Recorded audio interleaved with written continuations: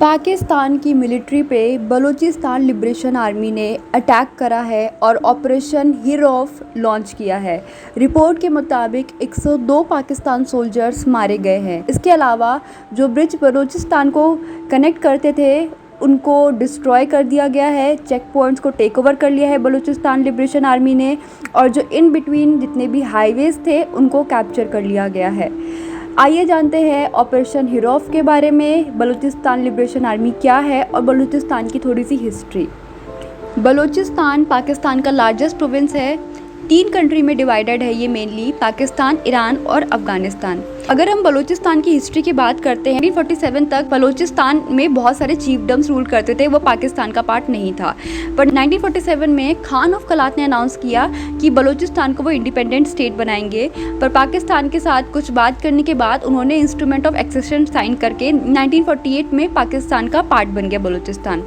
और आपको ये पता है, जो गदर पोर्ट है पाकिस्तान में, एक बहुत ही इंपॉर्टेंट लोकेशन, वो पाकिस्तान का पार्ट स्टार्टिंग से नहीं था। जी हाँ, गदर पोर्ट सल्तनत ऑफ ओमान का पार्ट था, पर काफ़ी नेगोशिएशन के बाद ओमान के साथ पाकिस्तान ने गदर पोर्ट को 1958 में ओमान से खरीद लिया। बलूचिस्तान का जो लैंड मास है वो पाकिस्तान का 44% है और बहुत ही रिच एरिया है ये मिनरल रिसोर्स का। यहाँ पे कॉपर, गोल्ड, कोल, नेचुरल गैस बहुत ही ज़्यादा मात्रा में पाए जाते हैं। पर अगर इतना ज़्यादा नेचुरल रिसोर्स है तो डेवलपमेंट क्यों नहीं है यहाँ पे? बलूचिस्तान इतना ज़्यादा नेचुरल रिसोर्स में रिच होने के बावजूद सबसे बैकवर्ड रीजन है पाकिस्तान का, क्योंकि इनके जो नेचुरल रिसोर्सेज है उनका एक्सप्लॉयटेशन हो रहा है और जो यहाँ की जो लोकल जनता है उनको इसका कोई फ़ायदा नहीं देखने को मिल रहा है। सरकार के द्वारा ये इकोनॉमिकली निगलेक्ट हो रहा है। और 2018 और 2019 के जो UNDP की रिपोर्ट है उसके अकॉर्डिंग बलूचिस्तान 4.5% पाकिस्तान की GDP में कंट्रीब्यूट करता है, 14% नेशनल रोड नेटवर्क में कंट्रीब्यूट करता है और 4% नेशनल इलेक्ट्रिसिटी कंजप्शन में कंट्रीब्यूट करता है। इनके बावजूद एक इतना पुअरली इकोनॉमिकली परफॉर्म करने की वजह से लोगों में काफ़ी ज़्यादा डिसअपॉइंटमेंट है। बलूचिस्तान में पिछले बहुत दिनों से प्रोटेस्ट देखने को मिल रहा है। जो उनका मेजर कंसर्न है वो ह्यूमन राइट्स वायलेशन है, रिसोर्स का एक्सप्लॉयटेशन हो रहा है। बलूचिस्तान बहुत ही अंडर डेवलप्ड एरिया है, जो डेवलपमेंट जिस हिसाब से होनी चाहिए थी वो डेवलप नहीं है। और जो सरकार है पाकिस्तान की, उस प्रोविंस के लोगों को बेसिक फैसिलिटीज़ प्रोवाइड करने में फेल हो रही है।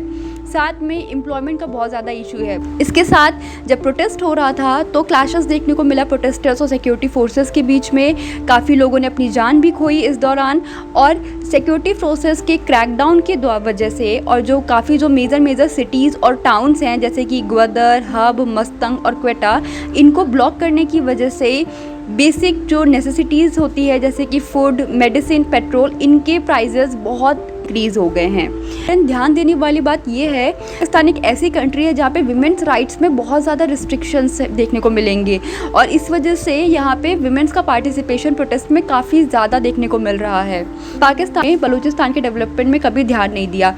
इसकी वजह से यहाँ की जनता में काफ़ी ज़्यादा रिसेंटमेंट देखने को मिल रहा है और वो प्रोटेस्ट कर रहे हैं। BLA की बात करते हैं तो बलूचिस्तान लिबरेशन आर्मी, उसका एक पार्ट है मजीद ब्रिगेड। अभी जो रिसेंटली 102 पाकिस्तान के सोल्जर्स मारे गए हैं, BLA ने उसकी रिस्पॉन्सिबिलिटी ली है। और मजीद ब्रिगेड जो है वो एक डेडिकेटेड सुसाइड स्क्वाड है जो ये अटैक्स करवाता है।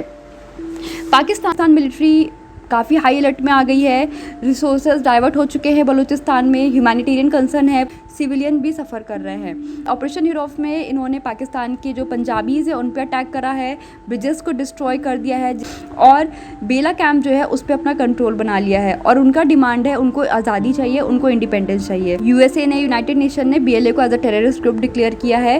पाकिस्तान की आर्मी को, पाकिस्तान के सरकार को बलूचिस्तान पर ध्यान देना चाहिए, वहाँ पर जो उनकी डिमांड है, जो मेजर कंसर्न्स हैं, और पाकिस्तान को देखना चाहिए कि यहाँ पे वो कैसे चीज़ों को सुधारने के लिए बात करके, नेगोशिएशन करके कैसे चीज़ें सही कर सकता है। तो अब देखते हैं कि पाकिस्तान इसका कैसे रिस्पॉन्स करेगा, वो क्या डेवलपमेंट लेकर आते हैं, वो क्या एक्शन लेकर आते हैं।